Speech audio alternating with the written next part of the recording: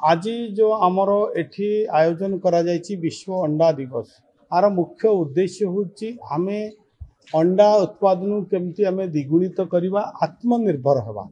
यदि आज पाखापाखि आमे देखिबा ओडिशा रे आमे वार्षिक यदि देखिबा 372 कोटी अंडा आमे उत्पादन करूचे।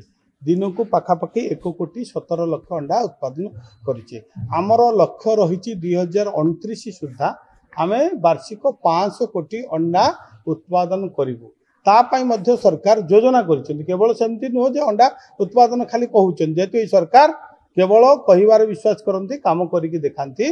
तापाई आमे मुख्यमंत्री कृषि उद्योग योजना करिछु, जोथिरे 1 कोटी टंका पर्यंत जो माने जो लेयर बा बॉयलर फार्म करिवे 1 कोटी टंका पर्यंत संपूर्ण मागणा सब्सिडी देवार व्यवस्था रही। एवं वर्तमान ग्रामांचल अर्थनीति को अभिवृद्धि करने लोकंकर आय को द्विगुणित करने चाष सहित पशुपालन व्यवस्था कर। आज कुकुड़ा पालन 1000 कुकुड़ा ठू आरंभ कर 5000 पर्यंत कुकुड़ा जो दि जाउची, जो 32 लाख टंका पर्यंत तार सब्सिडी दाम रही 32 लाख पर्यंत एवं 50 ରୁ 60% सब्सिडी मध्य देवाको व्यवस्था जाफल आज अनेक युवक युवती माने एवं ग्रामर साधारण महिला माने ए दिगरे आगे आसुचंती एवं आत्मनिर्भर हवा पाई सरकार मते योजना करिसंती। तेणु आमर मूल लक्ष्य होची ग्रामांचल अर्थनैतिक विकास करिवा, अंडा उत्पादन रे ओडिशा को आमे सेल्फ सफिशिएंट करिवा। निश्चित भाव रे अंडा किपरि भाव रे जो माने उत्पादन हबो ता किपरि बिक्री करा जिवो, मार्केटिंग करा जिवो, वैल्यू एडिशन करा जिवो, सेही दिगरे मध्ये सरकार चिंता करछन। आज देखिबे एमडीएम मिल कथा कहंतु, आज स्कूल जो पिलानकर भोजन रे पुष्टिकर खाद्य पाई अंडार व्यवहार करायछि, अंगनवाड़ी रे मध्ये अंडार व्यवहार करायछि, जेतु सुस्थ एक विकसित समाज पाई सुस्थ विकसित नागरिकर आवश्यक रही। तेणु आजिर शिशु कालीर भविष्य। तेणु सेमानकर मध्य मानसिक विकसित पाई एवं शारीरिक विकास पाई सरकार मध्य आज अंडा जो माने जो खाद्य रूप में व्यवहार करने पाई सरकार सहयोग करते। आधे निश्चित भाव 24 वर्ष जहाँ है नथिला सरकार ताटू अधिक योजना करिसेंती। आपणकर मुख्यमंत्री कामधेनु योजना करा जायछि, जो लोक मैंने ग्रामांचल कृषक मान को सशक्त करने एवं ग्रामांचल जो दुग्ध उत्पादन वृद्धि करने एवं रोजगार बढ़ियापी एवं मुख्यमंत्री जो कृषि उद्योग योजना थिला ताकू एबे वर्तमान सरकार चिंता करिसेंती 1 कोटी ରୁ 5 कोटी टंका पर्यंत वृद्धि करने।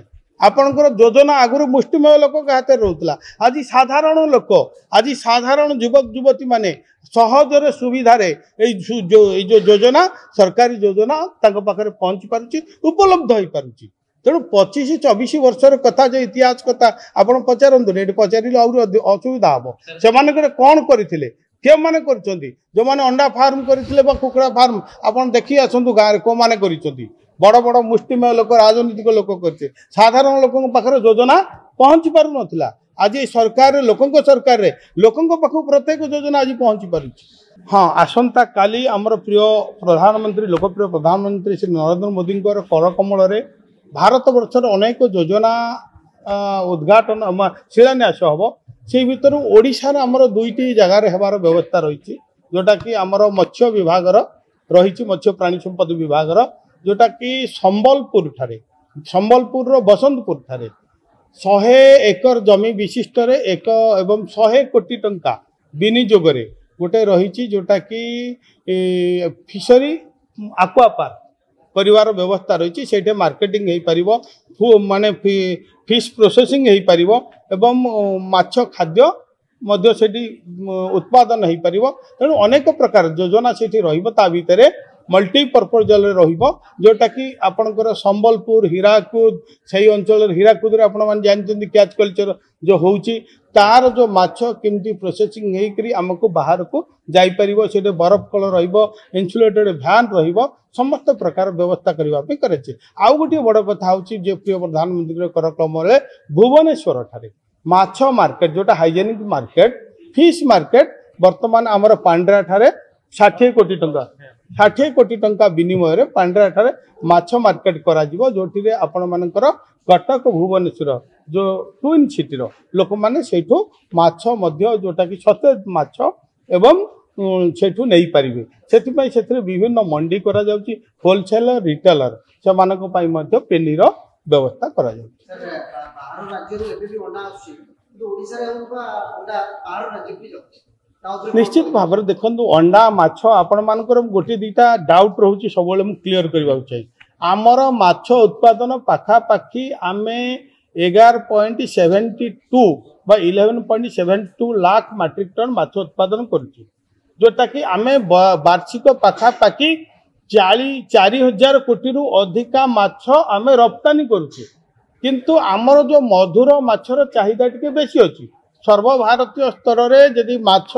वर्ष को मुंड पिछा 7 किलो खाऊंट ओडिशा रे ताहा 95% लोक 18 किलो वार्षिक आम खाऊचे एवं से मधुर माछ किसी आम पाखक आसूची एवं आमठू बाहर एवं माछ उत्पादन को वृद्धि करने आम सरकार आम 10,000 हेक्टर बर्तमान यही वर्ष आम लक्ष्य रखीचु पोखरी खोलिबार एवं जोटा आपण एमआई प्रोजेक्ट सब अच्छी से आम फिंगरलिंग बड़ माछ छाड़बार व्यवस्था करिछु जहा फल कि माछ उत्पादन वृद्धि पाई।